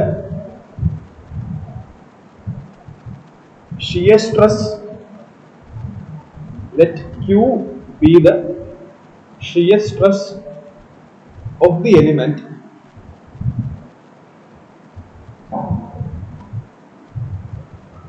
let Q be the shear stress of the element at the extreme fiber. Let Q be the shear stress of the element at the extreme fiber. അപ്പോൾ Q by x equal to a constant എന്ന് എനിക്ക് പറയാം. Q എന്ന് പറയുന്നത് shear stress ആണ്, x എന്ന് പറയുന്നത് ആ ഒരു എലിമെന്റിന്റെ റേഡിയസ് ആണ്. അപ്പൊ ടൗ ബൈ ആർ എങ്ങനെ കോൺസ്റ്റന്റ് ആയോ അതേപോലെ Q by എക്സും അതേ മാഗ്നിറ്റ്യൂഡിലുള്ള കോൺസ്റ്റന്റ് ആയിരിക്കും, ഒരേ കോൺസ്റ്റന്റ് ആയിരിക്കും Q by എക്സും ടൗ ബൈ ആറും. കാരണം which is equal to G theta by L. മെമ്പറിന്റെ ജിയും മാറുന്നില്ല, മെമ്പറിന്റെ തീറ്റയും മാറുന്നില്ല, മെമ്പറിന്റെ എല്ലും മാറുന്നില്ല. ഇവിടെയും ബി ബി ഡാഷ് എന്ന് പറഞ്ഞ ഒരു ഡിസ്പ്ലേസ്മെന്റ് ആണ്. അത് ഇവിടെയാണെങ്കിലും ആ theta is going to be the same.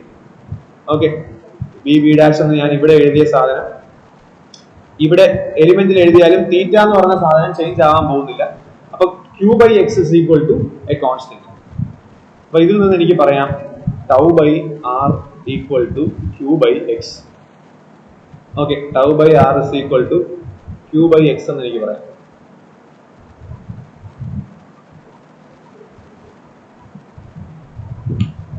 Tau by R is equal to Q by x എന്ന് പറയാം. ഇതിനെ ഞാൻ ഒന്നും കൂടി മോഡിഫൈ ചെയ്താൽ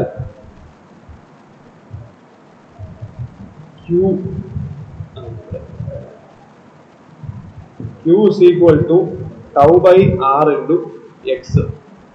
Q is equal to tau by r into x. Q എന്ന് പറയുന്നത് എന്തുവാ? എന്റെ ഷിയർ സ്ട്രെസ് ആണ്. Shear stress of the element is equal to tau by R into X.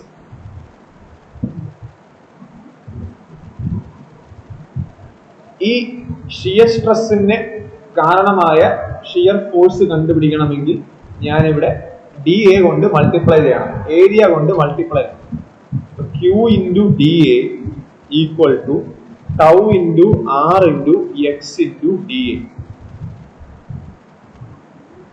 Basically ഫോഴ്സിലേക്ക് ഞാൻ സ്ട്രെസ്സിനെ മാറ്റി, സ്ട്രെസ്സിനെ റെഡ്യൂസ് ചെയ്ത് ഞാൻ ഫോഴ്സിലേക്ക് കൊണ്ടുവന്നു.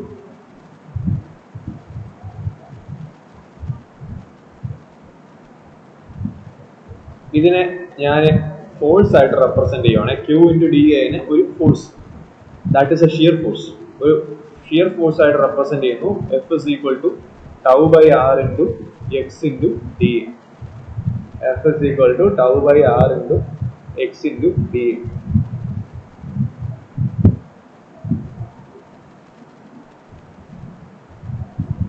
ഓക്കെ, ട്വിസ്റ്റിംഗ് മൊമെന്റ് എന്ന് പറഞ്ഞാൽ എന്തുവാ? ട്വിസ്റ്റിംഗ് മൊമെന്റ് എന്ന് പറഞ്ഞാൽ എന്തുവാ?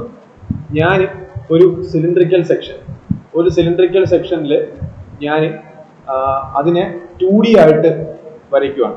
2D ആയിട്ട് വരയ്ക്കുക എന്ന് പറയുമ്പോൾ സാധാരണ 1 ഡയമെൻഷണൽ സ്കെച്ച് ആയിട്ട് വരച്ചാൽ ഞാൻ ഒരു ലൈൻ ആയിട്ടായിരിക്കും വരയ്ക്കുന്നത്. അത് അതിന്റെ സെൻട്രോയിഡിലൂടെ പോകുന്ന ഒരു ലൈൻ ആയിരിക്കും. 2D ആയിട്ട് വരയ്ക്കുമ്പോൾ അതിന്റെ തിക്നെസ്സും അതിന്റെ ഡയാമീറ്റർ എല്ലാം കാണുന്ന രീതിയിൽ വരയ്ക്കും. അപ്പൊ ഞാൻ അതിന്റെ മുകളിൽ ഒരു ഫോഴ്സ് കൊടുക്കുവാണ്, ടാൻജൻഷ്യൽ ആയിട്ടുള്ള ഫോഴ്സ്. ഓക്കെ, ടാൻജൻഷ്യൽ ആയിട്ടുള്ള ഫോഴ്സ് എന്ന് പറയുന്നത് ഷിയർ ഫോഴ്സ്. അപ്പൊ അത് ക്രിയേറ്റ് ചെയ്യാൻ പോകുന്ന മൊമെന്റ് എന്തുവാ? Into radius, force into radius. അത് ട്വിസ്റ്റ് ആണ് ചെയ്യുന്നെങ്കിൽ അതിനെ എനിക്ക് ട്വിസ്റ്റിംഗ് മൊമെന്റ് എന്ന് വിളിക്കാം. അപ്പോൾ ഇവിടെ ഞാൻ റേഡിയസ് കൊണ്ട് മൾട്ടിപ്ലൈ ചെയ്യുകയാണ്. മൾട്ടിപ്ലൈ ബൈ റേഡിയസ് ആർ ആണ്, സ്മോൾ ആർ, എക്സ് വെച്ചാണ് ഞാൻ മൾട്ടിപ്ലൈ ചെയ്യുന്നത്. എലിമെന്റിന്റെ കേസാണ് ഞാൻ പറയുന്നത്, ആ എലിമെന്റിന്റെ കേസ്. അപ്പൊ ഇവിടെ എലിമെന്റിന്റെ റേഡിയസ് എക്സ് ആണ്, അപ്പൊ ഞാൻ എക്സ് വെച്ചാണ് മൾട്ടിപ്ലൈ ചെയ്യുന്നത്. Multiplying by X, radius of element, radius of element X വെച്ച് ഞാൻ മൾട്ടിപ്ലൈ ചെയ്യുമ്പോൾ ഞാൻ ഇങ്ങോട്ട് എഴുതാം, F into X is equal to tau by R into X square into D A. ഇക്വേഷന്റെ അപ്പുറത്തും ഇപ്പുറത്തും ഞാൻ മൾട്ടിപ്ലൈ ചെയ്തേ പറ്റും. ഇതിനെ എനിക്ക് ട്വിസ്റ്റിംഗ് മൊമെന്റ് എന്ന് വിളിക്കാമല്ലോ. T is equal to tau by R into X square into D A, ഇങ്ങനെ വിളിക്കാമല്ലോ.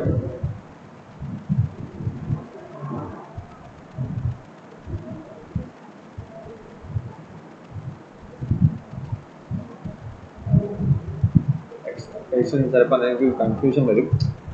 ഓക്കെ, ഞാൻ അടുത്ത ഒരു ലൈൻ എഴുതിക്കുന്നത്, ഞാൻ അത് റേഡിയസ് ആയതുകൊണ്ട് let X be denoted as R dash, small R dash എന്ന് കൊടുത്തത്. സ്മോൾ ആറും ക്യാപിറ്റൽ ആറുമായിട്ട് യൂസ് ചെയ്തിരുന്നെങ്കിൽ കുഴപ്പമില്ലാതെ വന്നേനെ. അപ്പൊ ഞാൻ എക്സിനെ ആർ ഡാഷ് എന്ന് വിളിക്കുകയാണ്. അങ്ങനെയാണെങ്കിൽ ഇവിടെ T is equal to tau by R into R dash square into D A. ഈ R dash square into D A എന്ന് പറഞ്ഞാൽ എന്താ പറയാ?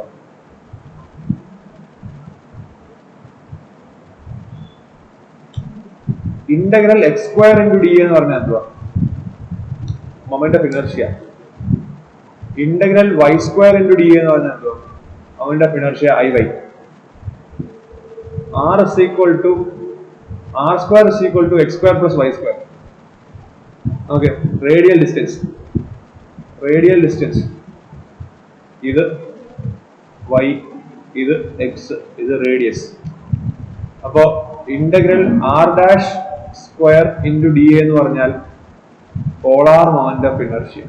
പഠിച്ചിട്ടുണ്ടോ മെക്കാനിക്സിൽ? Polar moment of inertia mechanics പഠിച്ചിട്ടുണ്ടോ? ഇല്ല, പഠിച്ചിട്ടില്ല. ഓക്കെ, അപ്പൊ ഇത് ഞാൻ പറഞ്ഞുതരാം. T is equal to tau by R into J. J എന്ന് പറയുന്നത് polar moment of inertia. T is equal to tau by r into j, where j is the polar moment of inertia. Equation number T by j is equal to tau by r. Equation number 4. T by j is equal to tau by r.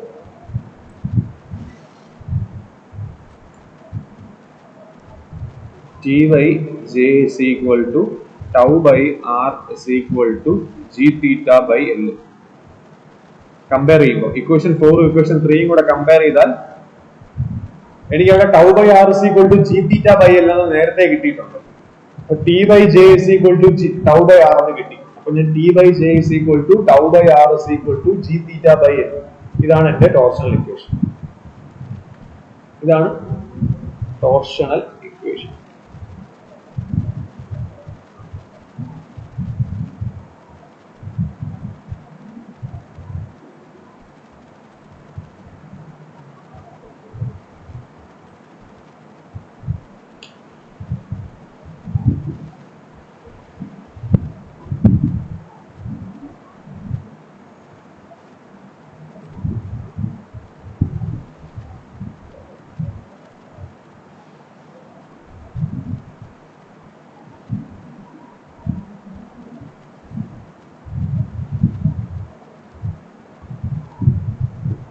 ഈ derivation bending ഇക്വേഷന്റെ ഡെറിവേഷന്റെ അത്ര important അല്ല.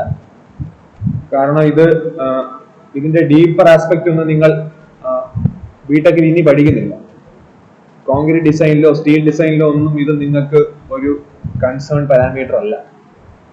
Bending ആണ് concern parameter. അതുകൊണ്ട് ബിടെക്കിനെ സംബന്ധിച്ച് ഈ equation bending ഇക്വേഷന്റെ അത്ര ഇമ്പോർട്ടന്റ് അല്ല. എംടെക് ചെയ്യാൻ പോവുകയാണെങ്കിൽ മാത്രമാണ് ഇതിന്റെ ഇമ്പോർട്ടൻസ് വരുന്നത്. ഇത് മെക്കാനിക്കൽ എഞ്ചിനീയറിംഗുകാർക്കാണ് ഈ ഇക്വേഷൻ കൂടുതൽ ഇമ്പോർട്ടന്റ് ആവുന്നത്. അവർക്കാണ് ഈ മെഷീനിൽ അവന് ടോർക്ക് വരുന്നത്. ടോർക്കാണ് ബേസിക്കലി നമ്മൾ ടോർഷൻ എന്ന് പറയുന്നത്. ബെൻഡിങ്ങിനെയാണ് നമ്മൾ മൊമെന്റിനെയാണ് നമ്മൾ ബെൻഡിങ്. ബേസിക്കലി രണ്ടും റൊട്ടേഷണൽ എഫക്ട് തന്നെയാണ്. ടോർക്ക് മെക്കാനിക്കലായി ഡിസ്കസ് ചെയ്യും, അത് സർക്കുലർ മോഷൻ ആണ് അവിടെ ഡിസ്കസ് ചെയ്യുന്നത്. ബെൻഡിങ് എന്ന് പറയുമ്പോൾ ഇത്രയേ ഉള്ളൂ, നമ്മളൊരു പാർഷ്യൽ ആയിട്ടുള്ള കാര്യം പറയുന്നത്. അതാണ് ബെൻഡിങ് എന്ന് പറയുന്ന സാധനം. മൊമെന്റ് എന്ന് പറഞ്ഞ സാധനം സിവിലുകാർ പഠിക്കുന്നത്. മെക്കാനിക്കലിലേക്ക് പോകുമ്പോൾ അവർ ടോർക്ക് എന്ന് ഏറ്റവും കൂടുതൽ പഠിക്കുന്നത്. ഈ വണ്ടിയൊക്കെ റിലേറ്റഡ് ആയിട്ട് പറയുമ്പോൾ ടോർക്ക് എന്ന് പറഞ്ഞ സ്ഥിരം യൂസ് ചെയ്യുന്ന ഒരു കമ്പോണന്റ് ആണ്. അപ്പോൾ ടോർക്ക് എന്ന് പറഞ്ഞ സാധനം മെക്കാനിക്കലുകാർക്കാണ് കൂടുതൽ ഇമ്പോർട്ടന്റ് ആയിട്ട് വരുന്നത്. ഓക്കെ, അപ്പൊ ഞാൻ ആ പോളാർ മൊമെന്റ് ഓഫ് ഇനർഷ്യ എന്താണ് പറഞ്ഞാൽ എഞ്ചിനീയറിംഗ് മെക്കാനിക്സിലെ സാധനമാണ്. എന്നാൽ നമുക്ക് ഡിസ്കസ് ചെയ്യാം. പോളാർ മൊമെന്റ് ഓഫ് ഇനർഷ്യ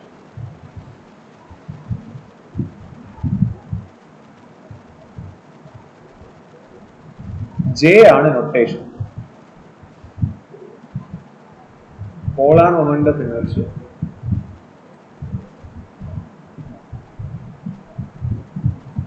ഈ ഇനർഷ്യ എന്ന് പറഞ്ഞാൽ എന്തോ, മൊമെന്റ് ഓഫ് ഇനർഷ്യ എന്ന് പറഞ്ഞാൽ എന്തോ, ഈ പോളാർ എന്ന ടേം നമുക്ക് മാറ്റാം. Just simply moment of inertia എന്ന് പറഞ്ഞാൽ എന്തോ.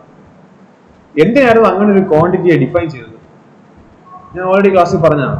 അതായത് ഞാനിപ്പോ ഫിസിക്സിൽ പഠിക്കുന്നു ലെങ്ത് മീറ്റർ, ഒരു മെറ്റീരിയലിന്റെ നീളം അറിയണം. അങ്ങനെയാണെങ്കിൽ എനിക്ക് ലെങ്ത് എന്ന് പറഞ്ഞ പാരാമീറ്റർ കൊണ്ട് എനിക്ക് ഗുണം അതാണ് ഏരിയ, മീറ്റർ സ്ക്വയർ. ഒരു പ്ലോട്ടിന്റെ ഏരിയ അറിയണമെങ്കിൽ എനിക്ക് ഏരിയ എന്ന് പറഞ്ഞ ടേമിനെ പറ്റി ഞാൻ പഠിച്ചേ പറ്റും. അങ്ങനെ ഒരു ടേം ഇൻവെന്റ് ചെയ്തതിന് വ്യക്തമായ ഒരു സിഗ്നിഫിക്കൻസ് ഉണ്ട്. വോളിയം, ഒരു മെറ്റീരിയലിന്റെ മൊത്തം അത് ഒക്കുപ്പൈ ചെയ്യാൻ പോകുന്ന സ്പേസ് ഇൻ 3D അറിയണമെങ്കിൽ എനിക്ക് വോളിയം എന്ന ടേമിന് സിഗ്നിഫിക്കൻസ് ഉണ്ട്. Metre to the power cube, metre cube. Inertia, moment of inertia എന്ന് പറയുമ്പോൾ മീറ്റർ ടു ദ പവർ 4. അങ്ങനെ ഒരു ടേം ഫോർത്ത് പവറിൽ നമുക്ക് ആകെ 3 ഡയമെൻഷനേ ഉള്ളൂ, ലെങ്ത്, ബ്രെഡ്, ഏരിയ, വോളിയം. പക്ഷെ ഫോർത്ത് പവറിൽ നമ്മൾ ഒരു ക്വാണ്ടിറ്റി നമ്മൾ ഡിഫൈൻ ചെയ്തപ്പോൾ, എഞ്ചിനീയറിംഗ് മെക്കാനിക്സ് ഡിഫൈൻ ചെയ്യുമ്പോൾ നമ്മൾ ആരെങ്കിലും ആലോചിച്ചിട്ടുണ്ടോ എന്തിനാണ് ഇങ്ങനെ ഒരു ക്വാണ്ടിറ്റി? ആകെ വേൾഡിൽ 3 ഡയമെൻഷനേ ഉള്ളൂ. ഈ ഇന്റർസ്റ്റെല്ലാറിലെ സിനിമയിലൊക്കെ പറയും അവര് time is A fourth dimension എന്നൊക്കെ പറയും. പക്ഷെ നമുക്ക് അങ്ങനെ പറയാൻ പറ്റില്ല. നമുക്ക് ഫോർത്ത് ഡയമെൻഷൻ എന്ന് പറഞ്ഞാൽ ഇവിടെ m ടു ദ പവർ 4 ഒരു ക്വാണ്ടിറ്റി ഡിഫൈൻ ചെയ്യുമ്പോൾ എന്തിനായിരിക്കും അങ്ങനെ ഒരു ക്വാണ്ടിറ്റിയുടെ സിഗ്നിഫിക്കൻസ് എന്ന് പറഞ്ഞാൽ ആ ക്വാണ്ടിറ്റി കൊണ്ട് ഉദ്ദേശിക്കുന്നത് നമ്മുടെ ബെൻഡിങ് റെസിസ്റ്റൻസുമായിട്ട് ബന്ധപ്പെട്ട് നമുക്ക് ഒരു പാരാമീറ്റർ, ഒരു മെറ്റീരിയലിന്റെ ഒരു പ്രോപ്പർട്ടി ഡിഫൈൻ ചെയ്യണം. അതിനാണ് നമ്മൾ ആ ക്വാണ്ടിറ്റി ഉദ്ദേശിക്കുന്നത്. ഇപ്പൊ ഒരു മെറ്റീരിയലിന്റെ ഏരിയ വെച്ചിട്ട് എനിക്ക് കംപ്രഷൻ റെസിസ്റ്റൻസിനെ എനിക്ക് കമ്പയർ ചെയ്യാം. നല്ല കൂടുതലുള്ള ഏരിയ ഉള്ള മെമ്പർ ആണെങ്കിൽ കംപ്രസീവ് സ്ട്രെസ് കുറവായിരിക്കും, കാരണം load by area. Compressive stress കുറവായിരിക്കും. പക്ഷെ ബെൻഡിങ് എന്ന് പറഞ്ഞ സാധനമുണ്ട്.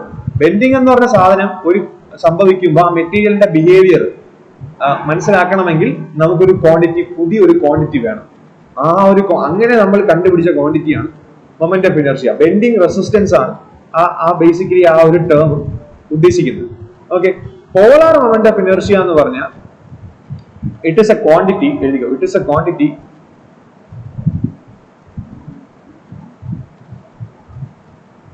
polar moment of inertia is a quantity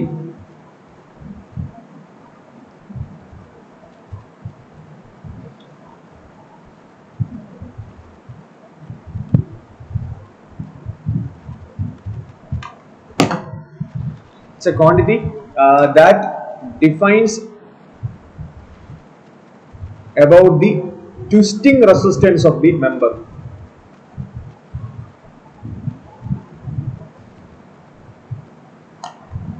twisting resistance ആയിട്ട് ബന്ധപ്പെട്ടാണ് നമ്മുടെ ബെൻഡിങ് ഇക്വേഷൻ എഴുതി കഴിഞ്ഞാൽ M/I is equal to sigma by y. Torsion equation എഴുതി കഴിഞ്ഞാൽ T/J is equal to tau by r. Okay, y എന്ന് പറയുന്നത് നമുക്ക് ബെൻഡിങ്ങിൽ വരുന്നതാണ്. അത് ഏത് ഷേപ്പിന് വേണോ വരാം. ഇവിടെ നമുക്ക് r ആണ് വരുന്നത്. സർക്കുലർ സെക്ഷന് മാത്രമേ ഈ തിയറി അപ്ലൈ ചെയ്യാൻ പറ്റൂ. ഇതെന്ന് പറയുന്നത് ബെൻഡിങ് സ്ട്രെസ് ആണ്. ഇതെന്ന് പറയുന്നത് ഷിയർ സ്ട്രെസ് ആണ്. ഇത് ബെൻഡിങ് മൊമെന്റ് ആണ്. ഇത് ട്വിസ്റ്റിംഗ് മൊമെന്റ് ആണ്. ഇത് മൊമെന്റ് ഓഫ് ഇനർഷ്യ. ഇത് polar moment of inertia. Polar moment of inertia ടോർഷനുമായിട്ട് കണക്ട് ചെയ്ത് പറയുന്ന ഒരു സാധനമാണ്. ഓക്കെ, ഇപ്പൊ പോളാർ മൊമെന്റ് ഓഫ് ഇനർഷ്യ നമുക്ക് എങ്ങനെ കണ്ടുപിടിക്കാം?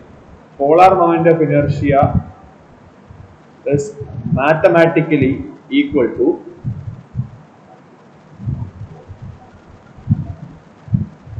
Ixx plus Iyy, perpendicular axis theorem. എന്തുവായിരുന്നു പെർപെൻഡിക്കുലർ ആക്സിസ്? മെക്കാനിക്സ് പഠിക്കുന്ന സാധനം. അതായത് moment of inertia about an axis perpendicular to the plane of the area is given by the summation of the moment of inertia about the other two axes which is perpendicular to themselves and perpendicular to the considered axis. അതായത് x axis ഉണ്ട്, y axis ഉണ്ട്. ഇത് രണ്ടും ഒരു പ്ലെയിനിൽ കിടക്കുന്നതാണ്. എന്റെ member ഇവിടെ കിടക്കുന്നു, മൊബൈൽ ആണ് എന്റെ മെമ്പർ, ഇവിടെ കിടക്കുന്നു. y ആക്സിസ് ഇങ്ങോട്ട്, x ആക്സിസ് ഇങ്ങോട്ട്, z ആക്സിസ് ഇങ്ങോട്ട്. ഇതാണ് തേർഡ് ആക്സിസ്. അപ്പൊ z ആക്സിസിനെ ബേസ് ചെയ്തിട്ടുള്ള മൊമെന്റ് ഓഫ് ഇനർഷ്യ കണ്ടുപിടിക്കാൻ വേണ്ടി ഞാൻ Ixxന്റെ moment of inertia plus Iyy moment of inertia എടുക്കും. ആ z ആക്സിസിലുള്ള മൊമെന്റ് ഓഫ് ഇനർഷ്യ ആണ് എന്റെ പോളാർ മൊമെന്റ് ഓഫ് ഇനർഷ്യ. ബീമിന്റെ ആസ്പെക്ട് പറയുമ്പോൾ എന്റെ ബീം ഇങ്ങനെ നിൽക്കുവാണ്. എന്റെ x ആക്സിസ് ആണ് ഇവിടെ, ഇത് എന്റെ y ആക്സിസ്, ഇത് എന്റെ z ആക്സിസ്. ഇവിടെ y ആക്സിസിന്റെ z ആക്സിസിന്റെ മൊമെന്റ് ഓഫ് ഇനർഷ്യയുടെ കൂടെ y ആക്സിസിന്റെ മൊമെന്റ് ഓഫ് ഇനർഷ്യ കൂട്ടുമ്പോൾ x ആക്സിസിലുള്ള മൊമെന്റ് ഓഫ് ഇനർഷ്യ കിട്ടും. x ആക്സിസിന്റെ മൊമെന്റ് ഓഫ് ഇനർഷ്യയുടെ കൂടെ y ആക്സിസിന്റെ കൂട്ടിയ z ആക്സിസിന്റെ കിട്ടും. അതാണ് പെർപെൻഡിക്കുലർ ആക്സിസ് തിയറം പറയുന്നത്. മ്യൂച്വലി പെർപെൻഡിക്കുലർ ആയിട്ടുള്ള മൂന്ന് ആക്സിസ്. അപ്പൊ നമ്മളിവിടെ ബീമിന്റെ കേസിൽ വരുമ്പോൾ നമുക്ക് കുറച്ചും കൂടി പറയാം. J is equal to for a beam J is equal to Izz plus Iyy.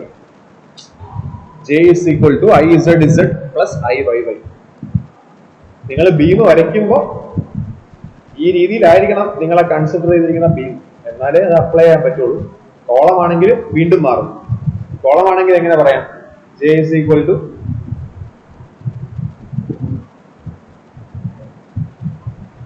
അത് വേണ്ട, വിട്ടേ, കുഴപ്പമില്ല, അത്രയ്ക്ക് ആലോചിക്കണ്ട, ചുമ്മാ ചോദിച്ചതാണ്. കോളമാണ്, അതായത് ഇപ്പൊ x ആക്സിസിനെ ബേസ് ചെയ്തിട്ടാണ് ട്വിസ്റ്റിംഗ് വരുന്നത്. കോളം ആണെങ്കിൽ വെർട്ടിക്കലി നിൽക്കുന്ന മെമ്പർ, അപ്പൊ ട്വിസ്റ്റിംഗ് വരുന്ന ഏത് ആക്സിസിനെ ബേസ് ചെയ്തിട്ടായിരിക്കും? y ആക്സിസിനെ ബേസ് ചെയ്തിട്ടായിരിക്കും. അപ്പൊ കോളത്തിന്റെ ബേസിൽ Ixx plus Izz, അതാണ് polar moment of inertia. Polar moment of inertia എന്ന് പറയുന്നത് Ixx plus Iyy. സർക്കുലർ സെക്ഷന് മാത്രമേ ഇത് ആപ്ലിക്കബിൾ ആവുന്നുള്ളൂ എന്ന് പറയുന്നുണ്ട് ഈ തിയറി. ഓക്കെ, നമുക്ക് റെക്ടാംഗുലർ സെക്ഷന്റെ പോളാർ മൊമെന്റ് ഓഫ് ഇനർഷ്യക്ക് വേണമെങ്കിൽ കണ്ടുപിടിക്കാം. പക്ഷെ നമുക്ക് തിയറിയിൽ അപ്ലൈ ചെയ്യാൻ പറ്റൂല, കാരണം ഇത് ആപ്ലിക്കബിൾ അല്ല. Rectangular members will be subjected to warping. അതുകൊണ്ട് നമുക്ക് ഈ തിയറി അപ്ലൈ ചെയ്യാൻ പറ്റില്ല. അപ്പൊ നമുക്ക് തിയറി അപ്ലൈ ചെയ്യാൻ പറ്റുന്ന സർക്കുലർ നമ്പേഴ്സ് ആണ്. അപ്പോൾ ഞാൻ ഇവിടെ ഒരു സർക്കിൾ വരയ്ക്കുവാണ്. ആ സർക്കിളിന്റെ ഡയാമീറ്റർ ഞാൻ ഡി എന്ന് കൊടുത്തു. ഈ സർക്കിളിന്റെ പോളാർ മൊമെന്റ് ഓഫ് ഇനർഷ്യ ഒന്ന് കണ്ടുപിടിക്കുക. ഒരു സർക്കിൾ വരച്ചു, ആ സർക്കിളിന്റെ ഡയാമീറ്റർ ഞാൻ ഡി എന്ന് കൊടുത്തു. ആ സർക്കിളിന്റെ പോളാർ മൊമെന്റ് ഓഫ് ഇനർഷ്യ ഒന്ന് കണ്ടുപിടിക്കുക.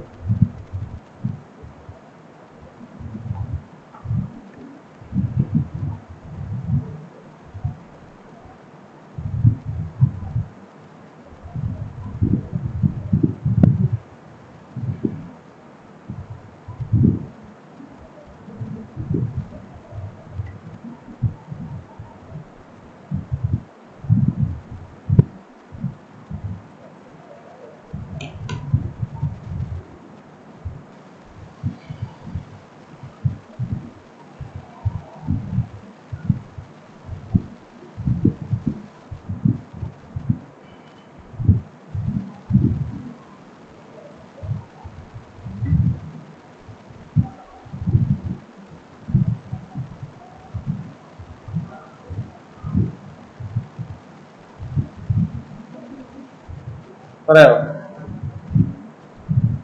കണ്ടുപിടിച്ചില്ലേ? സർക്കിളിന്റെ പോളാർ മൊമെന്റ് ഓഫ് ഇനർഷ്യ. ഒരു സർക്കിളിന്റെ മൊമെന്റ് ഓഫ് ഇനർഷ്യ എന്തോ ഐ എക്സ് എക്സ് എന്തുവാ? I X X polar moment of inertia of circular section എന്ന് പറഞ്ഞാൽ I X S plus I Y Y. അതിന് I Z Z plus I Y Y എന്ന് എഴുതിയാലും എങ്ങനെ എഴുതിയാലും നമ്മുടെ അവിടെ സിഗ്നിഫിക്കൻസ് ഇല്ല. I X S plus I Y Y. I X X എന്ന് പറഞ്ഞാൽ എന്തുവാ? സർക്കിളിന്റെ 5/64 d to the power 4. I Y Y എന്തുവാ? അത് തന്നെയാണ് 5/64 സർക്കിളിന് അങ്ങനെ അത് തന്നെയാണ്.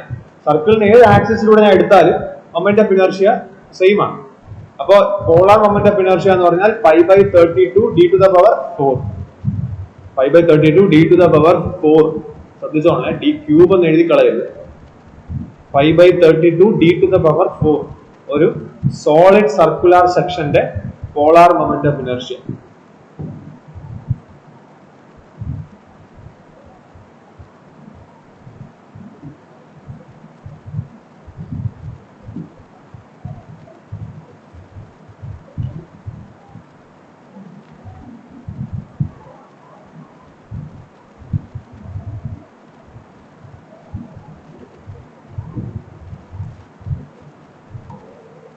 ഞാന് ഇവിടെ ഒരു ഹോളോ സർക്കുലർ സെക്ഷൻ വരയ്ക്കണം. ഹോളോ, ഇതിന്റെ major diameter, outer diameter D capital ഡിയും ഇന്നർ ഡയാമീറ്റർ സ്മോൾ ഡിയും. ഇതിന്റെ പോളാർ മൊമെന്റ് ഓഫ് ഇനർഷ്യ ഒന്ന് കണ്ടുപിടിക്കുക. ഒരു ഹോളോ സിലിണ്ടറിക്കൽ സെക്ഷൻ വരയ്ക്കുകയാണ്. അതിന്റെ outer diameter capital D, inner diameter small D. I X എക്സും ഐ വൈ വൈ എന്തുമായിരിക്കും?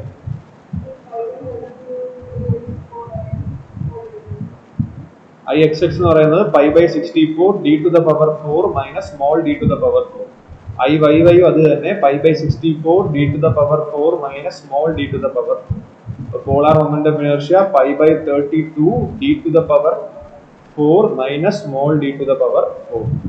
ഒരു ഹോളോ സെക്ഷന്റെ polar moment of inertia.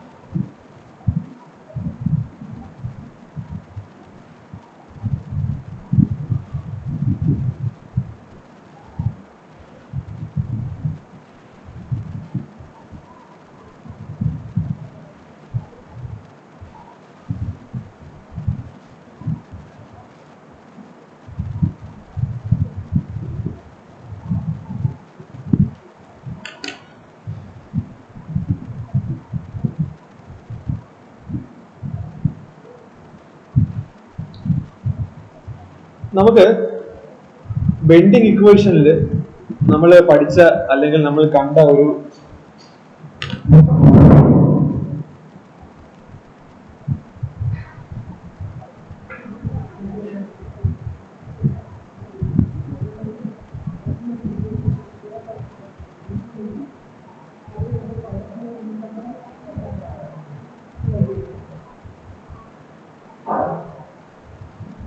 Bending ഇക്വേഷനിൽ നിന്ന് എനിക്ക് M by I is equal to sigma by Y എന്ന് പറഞ്ഞ റിലേഷനിൽ നിന്ന് M by I by Y is equal to sigma എന്ന് എഴുതാം. അതിനെ ഇസഡ് എന്ന് എനിക്ക് എഴുതാം. ഇസഡ് ആണ് എന്റെ സെക്ഷൻ മോഡുലസ്. ഈ ഒരു ടേം അന്ന് ക്ലാസ് നിങ്ങൾ കാണാതെ പഠിക്കണം എന്ന് വിചാരിച്ച്, കാണാതെ പഠിക്കേണ്ടതല്ല, അത് അറിഞ്ഞിരിക്കേണ്ട വാല്യൂ ആണ്. അപ്പോൾ ഇസഡ് എന്ന് പറയുന്നത് ഒരു സെക്ഷന്റെ ഐ ബൈ വൈ ആണ്. ഓക്കെ, ഇസഡ് എന്ന് പറഞ്ഞാൽ ഐ ബൈ വൈ. അപ്പൊ റെക്ടാംഗിൾ ആണെങ്കിൽ B D cube by 12 divided by D by 2. അപ്പോ ബി ഡി സ്ക്വയർ ബൈ 6 എന്ന് വരും. അതേപോലെ അത് തിരിച്ചു പറയുവാണെങ്കിൽ തന്നെ D B cube by 12 divided by B by 2. അപ്പോ ഡി ബി സ്ക്വയർ ബൈ 6 എന്ന് വരും. ഓക്കെ, അത് സെക്ഷൻ മോഡുലസ്. ഇനി അതേപോലെ എനിക്ക് പോളാർ മോഡുലസ് എന്ന് പറഞ്ഞൊരു സാധനവും കൂടിയുണ്ട്. ഇവിടെ T by J is equal to tau by R. ഇതിനെ T by J by R is equal to tau എന്ന് എഴുതാം. Tau is equal to J I by Y എന്ന് എഴുതിയതുപോലെ ജെ ബൈ ആർ എന്ന് എഴുതും. അപ്പൊ ജെ ബൈ ആറിനെ ഞാൻ ഇസഡ് പി എന്ന് വിളിക്കുന്നു. Z P is the polar section modulus. Okay, അപ്പൊ ഇതൊന്ന് എഴുതാവോ, ഹെഡിങ് കൊടുക്കാവോ? Polar modulus. Polar modulus Z P. Z P from torsion equation we know polar modulus Zp.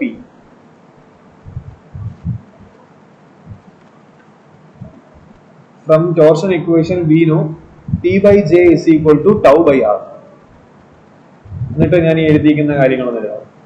T by J is equal to tau by R. ഇത് bracket ആണ്, ഇത് square അല്ല. Zp is the polar section modulus.